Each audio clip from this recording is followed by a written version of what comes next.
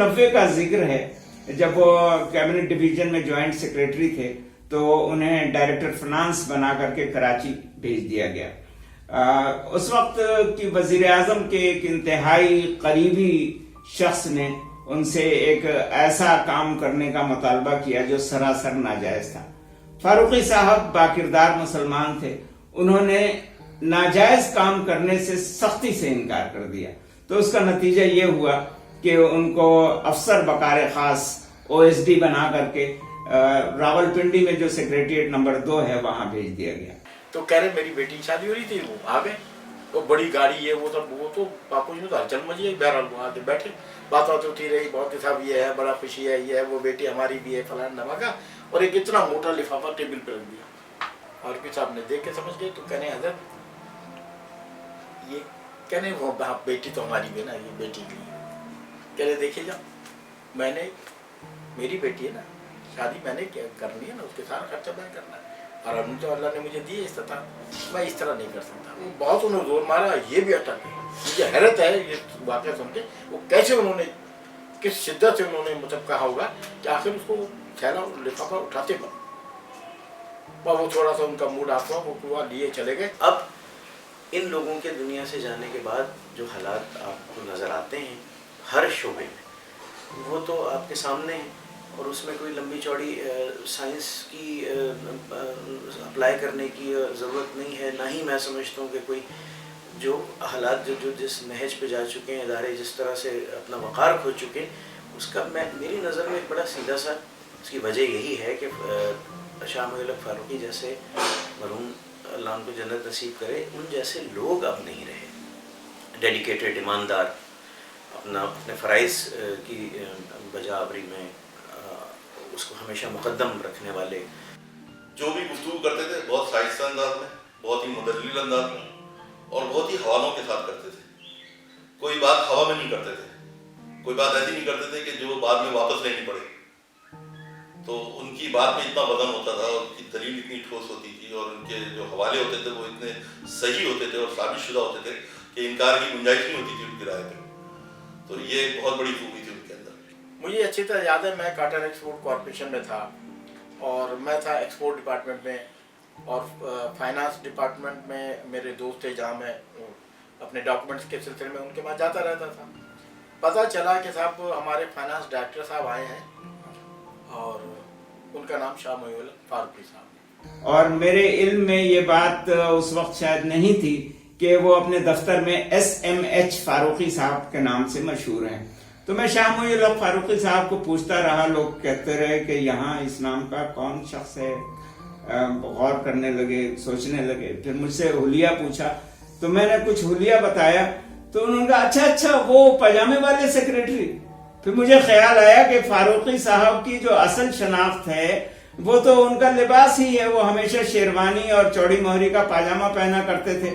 تو جب یہ معلوم ہوا کہ میں پاجامے والے سیکریٹری صاحب کو پوچھ رہا ہوں تو وہ لوگ فوراً مجھے لے گئے اور ان کے کمرے میں پہنچا دیا۔ وہاں پہنچتے ہی میں نے مزاحن فاروقی صاحب سے کہا کہ جناب آپ تو یہاں پاجامے والے سیکریٹری کے نام سے مشہور ہیں۔ تو وہ کہنے لگے کہ ہاں بھائی کیا کروں، اب یہاں بس ایک میں ہی تو پاجامے والا رہ گیا ہوں۔ رمضان کا مہینہ تھا، صاحب ان کا ارضلی آیا، کہنا صاحب وہ فاروق صاحب بلا رہے ہیں۔ میں اپنے ڈپارٹمنٹ سے اٹھ کے گیا، اور PA نے مجھ سے کہا جائیے اندر۔ اٹھ کے کھڑے ہو گئے، میں آگے جلدی سے دوڑ کے مجھ سے ملا، بٹھایا سامنے۔ ارے بھائی جامی صاحب، بھائی ماشاءاللہ یہ کتاب رکھی ہے میرے سامنے، میں تو 3-4 دن سے پڑھ رہا ہوں۔ میں نے ایسے ہی کہا، میں نے سر پسند آ رہی ہے کیا آپ کو؟ نہیں بہت اچھے شعر ہے ماشاءاللہ، بہت اچھے شعر ہے۔ اچھا یہ بتائیے آپ کا روزہ ہے؟ میں کہا جی الحمدللہ۔ اچھا اگر آپ کا روزہ نہیں ہوتا تو میں آپ کو مٹھائی کھلاتا۔ بہت کم کتابیں ہیں جو میں نے ایک کے بعد دوسری مرتبہ پڑھی ہے، لیکن کچھ کتابیں ایسی ہیں جو میرے ذوق کو اور بہت جلا بخشتی تھیں اور جن سے میں نے بہت کچھ سیکھا۔ اس میں ایک ابن عشاء کی اردو کی آخری کتاب ہے جس کو میں نے بارہا پڑھا، یہاں تک کہ بعض اوقات تو اس کے جو اقتباسات تھے وہ بھی مجھے حفظ ہو گئے تھے۔ اسی طرح یہ کتاب ہے کھٹے میٹھے انار، اس کو بھی میں نے کئی دفعہ پڑھا، اور یہ کتاب واقعی جو اس کا نام رکھا گیا ہے بالکل اسم بمسمہ ہے۔ اس کتاب کو پڑھتے ہوئے آپ کو انار کی جو مٹھاس ہے وہ بھی محسوس ہوگی، اس کی ترشی بھی محسوس ہوگی، اس کی کھٹاس بھی محسوس ہوگی، یعنی اس میں سارے ذائقے آ جاتے ہیں. تو اس کتاب کو کوئی بھی پڑھنے والا، کسی بھی ذوق کا پڑھنے والا ہو، اس کا مزاج کیسا بھی ہو، وہ اس کتاب کو ضرور پسند کرے گا اور اس کی داد دیے بغیر نہیں رہ سکتا. ان کے مزاح پارے روزنامہ امت کراچی میں بھی پابندی سے شائع ہوا کرتے تھے، لیکن ان کی شخصیت کا جو سب سے نمایاں پہلو تھا وہ ان کی بزلہ سنجی، ان کی حاضر جوابی اور ان کی شگفتہ مزاجی اور شگفتہ گوئی تھی. یہی شگفتہ مزاجی اور شگفتہ گوئی ان کی مجلسی گفتگو میں بھی غالب رہتی تھی. ان کی تمام پرمزاح تحریروں میں بھی اس بزلہ سنجی کا غلبہ ہمیں نظر آتا ہے. اور انہوں نے جو اپنی ایک سرگزشت لکھنے کا آغاز کیا تھا جو نامکمل رہ گئی، اس سرگزشت کا نام ہی بزلہ سنجی کا اظہار ہے، سر انگریزی کا اور گزشت فارسی کا. SIR سر اور گزشت. میں چاہتا ہوں اس کا نام ہو SIR سر گزشت. میں نے کہا تو بالکل یونیک آئیڈیا. ہو سکتا ہے فاروقی صاحب کو ہی ہوگا، مگر چونکہ وہ کتاب کا آخری مرحلہ ہوتا تو شاید مجھے پتا ہوتا. اور یہ بات مجھ سے تسنیم نے کہی، اور اس لیے کہی کہ میں سمجھ گیا وہ کیوں کہی، اگر تسنیم نے کہی تو، کہ ان کا ایک جملہ بڑا زبردست جملہ ہے. وہ میں جب کوئی کتاب کے بارے بات کرتا ہے تو میں جملہ ضرور کوٹ کرتا ہوں. میں نے کہا اتنا کمال کا انہوں نے جملہ لکھا کہ جب میں داخل ہوا تو میں بطور LDC گیا تھا اور سب کو سر کہتا تھا، اور جب میں ملازمت سے فارغ ہوا تو سب مجھے سر کہتے تھے، کیونکہ بطور چیئرمین بھی ریٹائر ہوئے، پھر ہمارے یہاں بھی فائنانس ڈائریکٹر ریٹائر ہوئے. تو ظاہر بات ہے ایسا کمال کا جملہ تھا. اسی پہ انہوں نے SIR لکھوایا. میں نے کہا بالکل ایسا بہترین اور بامعنی نام کتاب کا نہیں ہو سکتا، سر گزشت. اس کتاب میں جیسے میں نے ذکر کیا شروع میں، ان کی آبیتی جس کا نام سر گزشت ہے، اس میں سر انگریزی والا ہے. وہ کہتے تھے کہ ہمیں بھی کہا انہوں نے کہ جب ہم نے کہا کہ صاحب یہ آپ نے بڑا اچھوتا سا نام ہے تو یہ کیوں رکھا، تو انہوں نے کہا کہ جب میں آیا نوکری میں تو سب کو سر کہتا رہا شروع میں، اور جب سبکدوش ہو کے جانے لگا تو سب مجھے سر کہہ رہے تھے. تو اس لیے سرگزشت میں سر جو ہے انہوں نے انگریزی والا لکھا. وہ ایک بڑے اچھے مترجم تھے. یہ پہلو اس لیے میں اس کا ذکر کروں گا کہ ترجمہ کرنا جو ہے وہ مشکل ہے، بہت مشکل کام ہے. اچھے لوگ نہیں کر پاتے، اور اگر کرتے ہیں محض سامنے لغت رکھ کے تو پڑھنے والا ایک سیکنڈ میں سمجھ جاتا ہے کہ یہ ترجمہ جو ہے اس میں ان کی جملوں کی ساخت جو ہے وہ جسے منٹو کہتے تھے انگریزی زدہ، وہ انگریزی زدہ جملے ہوتے ہیں. یہ ترجمہ آپ پڑھیں تو گویا ایسا لگے گا کہ موسیٰ رضا صاحب نے یہ کتاب اردو میں لکھی ہے. یہ بڑی اس کی خاص بات ہے.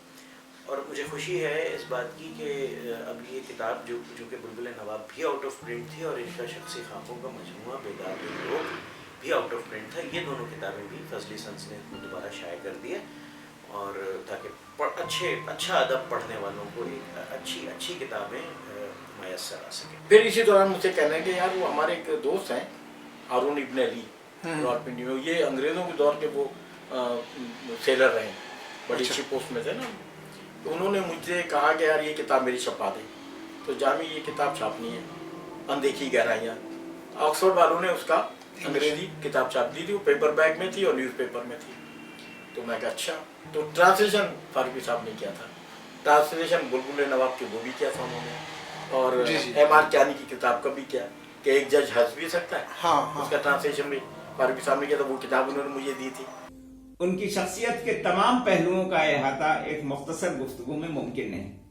وہ ایک محقق تھے، ایک اسکالر تھے، حکومت پاکستان کے ایک انتہائی دیانتدار منتظم آفیسر تھے، ایک محبت کرنے والے عزیز رشتہ دار تھے. وہ تمام رشتہ داروں اور خاندان کے تمام افراد اور برادری کے تمام لوگوں کو جوڑ کر رکھنے والے آدمی تھے. بڑے آدمی اور نیک آدمی اگر بڑے عہدے پہنچتا ہے تو اس کا مطلب ذہین ترین آدمی ہے، اور وہ معاشرے کی کو غلاظت سے صاف کرنا جانتا ہے. آپ کا بہت بہت شکریہ. میں اس آخر میں یہ آپ سننے والے ان سے بھی التماس ہے کہ فاروقی صاحب کے لیے بخشش کی دعا اور سورہ فاتحہ پڑھ کے ضرور ان کو بخشیے. نیک لوگ ہیں، اور نیک لوگوں کو اگر یہ اپنی دعاؤں میں یاد رکھا جائے تو میں سمجھتا ہوں اس سے زیادہ مستحسن بات کوئی اور نہیں. بہت بہت شکریہ.